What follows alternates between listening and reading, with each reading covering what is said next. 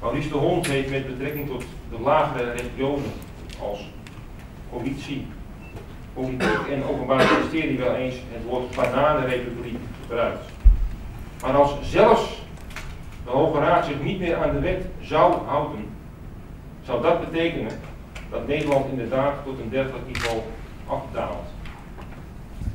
Tot slot wil ik nogmaals benadrukken dat ik mevrouw Wittenberg niet onherlezen heb gebracht. Ik had geen enkele reden om mevrouw Wittenberg te vermoorden. Ik had mijn leven goed voor elkaar, een goede baan, een lieve vrouw en kinderen waar ik dol op ben. Ik had geen schulden en was volkomen tevreden met hetgeen ik had. Ik sprong nooit uit de band en dronk geen druppel alcohol. Niets in mij zou er ook maar aan denken het licht kwaad te doen, laat staan een vrouw van achter in de 50 op afschuwelijke wijze te vermoorden. En daarmee ook het goede leven dat ik had in de waagschaal te zetten. Er worden onderzoeken gedaan en zo nodig volgen er meer. Het meest recent is het onderzoek naar de werkwijze van het NFI, het Nederlands Forensisch Instituut. Zoals gezegd, Dr. Jason Gilbert zal u daar straks meer over vertellen. Het materiaal dat hij daarvoor nodig had, hebben wij onlangs gekregen, wat op zich heel bijzonder is. Eerste keer in Nederland. Daar is wel een strijd met het OM van bijna een half jaar aan vooraf gegaan. Het resultaat van Dr. Gilbert's onderzoek zal onderdeel uitmaken van een toekomstig nieuw herzieningsverzoek. De deventermoordzaak is dus nog niet afgesloten. Integendeel, mijn naam en die van mijn vrouw en kinderen zijn besmeurd. Ons leven is verwoest en onze toekomst is onzeker. Ergens loopt de moordenaar van mevrouw Wittenberg rond. En die persoon ben ik dus niet. En hij weet maar al te goed dat hij niet alleen het leven van mevrouw Wittenberg heeft vernietigd, maar ook dat van mijn gezin en mij.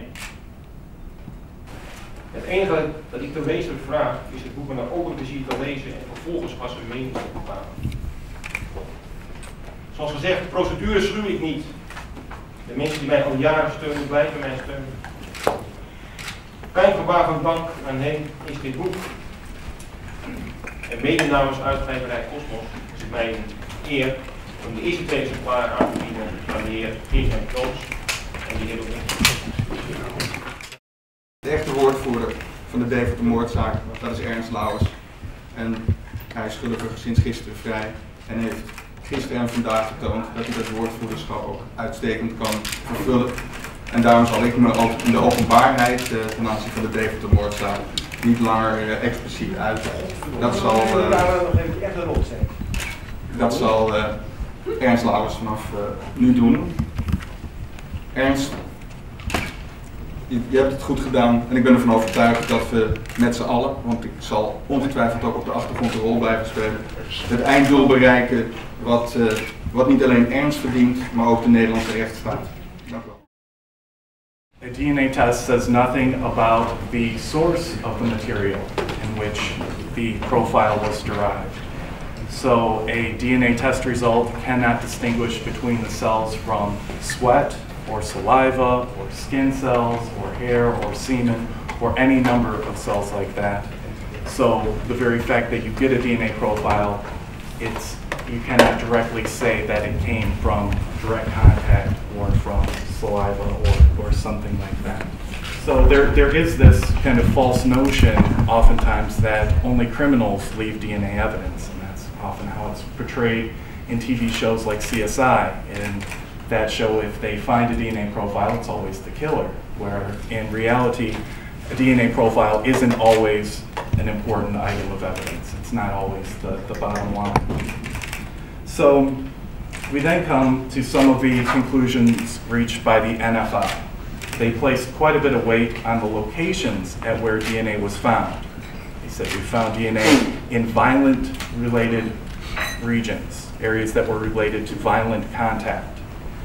And the reality with this evidence is that we cannot determine where the DNA was originally deposited. The way in which this article was handled, the blouse, it was folded before DNA testing was performed, so the blouse came in contact with itself. So DNA from one area could easily be transferred to another area. There was also adhesive tape applied to the entire surface of the blouse to attempt to obtain hair and fiber evidence before DNA testing was performed. So by performing that test of taking adhesive tape across the surface of the blouse, there is a very high chance of spreading DNA material. In fact, that's what you would expect to find, that DNA would be spread in that manner. And now we also get to the central idea of handling and storage of evidence in general.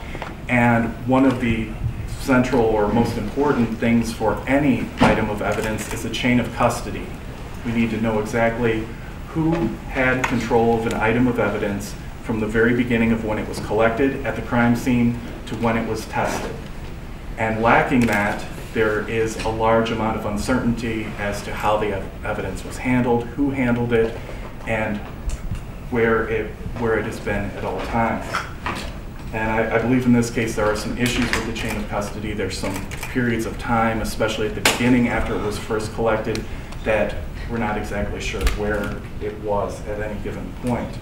And also, items of evidence need to be stored separately. It's very important that you store items of evidence separate and apart from items, say, from a defendant.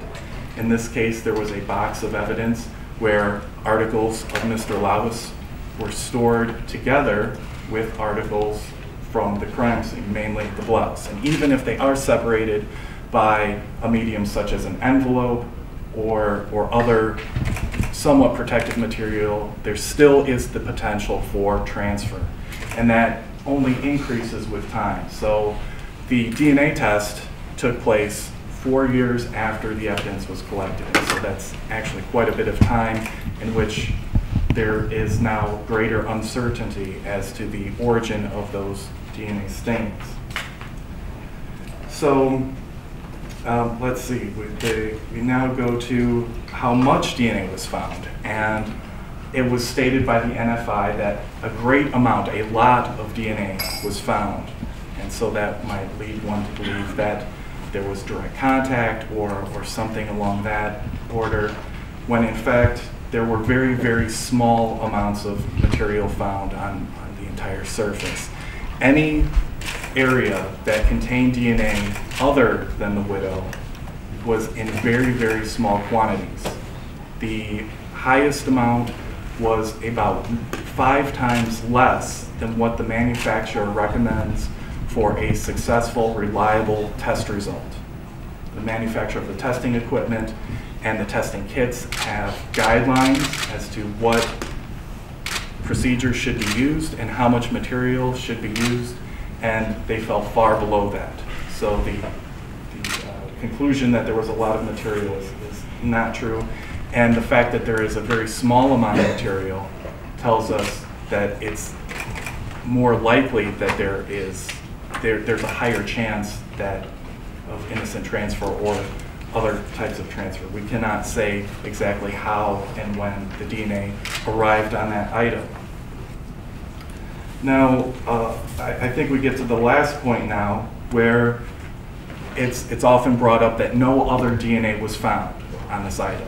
And surely if there was a murder, the murder took place, and the true murderer's DNA should have been found. There was DNA evidence, and why wasn't the true murderer found? Well, this also brings us to a central idea in forensic science, and that is that the absence of evidence is not proof of absence.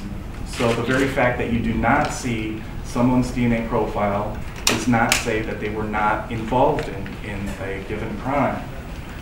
There are many explanations as to how DNA would not be transferred. For example, someone could wear gloves or other protective garments that would prevent the transmission of their DNA material. So I think that brings us to the end of this, and I'd be happy to answer any questions that you may have.